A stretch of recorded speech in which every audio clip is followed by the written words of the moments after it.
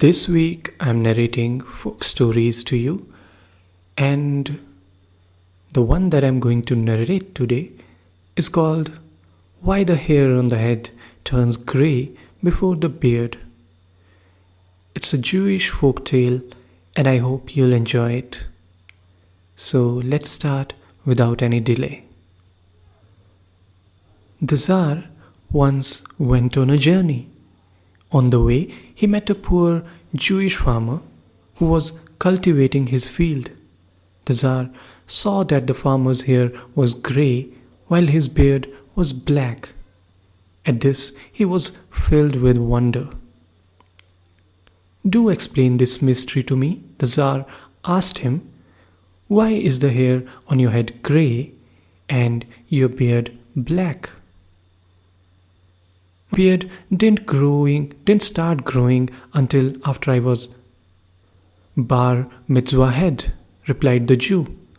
"Consequently, since the hair on my head is many years older than the hair in my beard, it turned grey long before."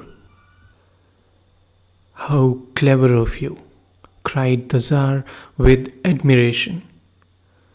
"Promise me on your word of honor never to repeat this explanation to anyone. I will allow you to reveal the secret only after you've seen me 100 times. The Tsar then continued on his journey. Upon his return, he assembled all his ministers, wise men, and counselors. "I will put to you a very puzzling question," he told them. "See if you can answer it." "Speak, O king," cried the wise men. "Why is it," asked the Tsar, "that the hair on the head becomes grey long before the hair in the beard does?" The wise men remained mute with astonishment. They did not know what to answer.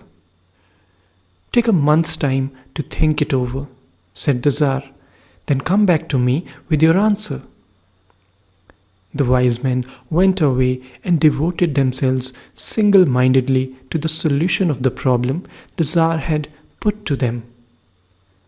As the month was nearing its end, and still they had not found an answer, they were filled with gloom.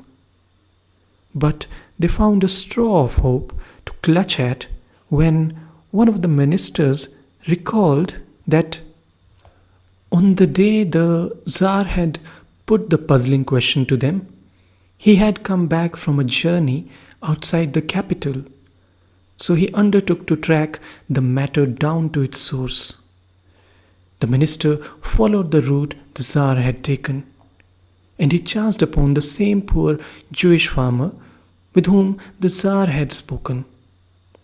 He recognized him by the fact that the hair on his head was grey and the hair in his beard was black. "What is the explanation for this strange fact?" he asked the Jew. The Jewish farmer answered, "Alas, I'm not allowed to give you the answer."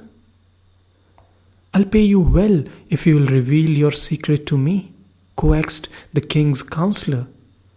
The poor Jew hesitated. Then he said, "I'm a poor man. I'm desperately in need of some money. If you will pay me 100 silver rubles, I will reveal to you my secret." After he got the 100 silver rubles, he gave him the answer he had given to the Tsar.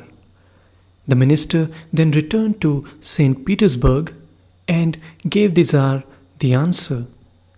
But the Tsar understood immediately how he had gotten the answer. So he sent for the Jew. "Do you know what punishment you deserve for breaking your promise to me?" cried the Tsar angrily. "Didn't I ask you to keep your answer a secret?" "Indeed, you did," replied the Jew. "But you must also recall that you gave me permission to talk about it after I had seen you 100 times. "Insolent fellow," cried the Tsar. "How dare you lie so brazenly to me? You very well know I only saw you once." I've told you the truth, persisted the Jew, and he drew out of a bag 100 silver rubles. See for yourself, said he. On every one of these rubles is graven your image. And having looked upon them all, I've seen you 100 times. Was I wrong in giving you, minister, the answer? What a clever man! Exclaimed the Tsar with rapture. What you deserve is a reward, not punishment. Remain with me here in my palace, so that I may always have the benefit of your counsel.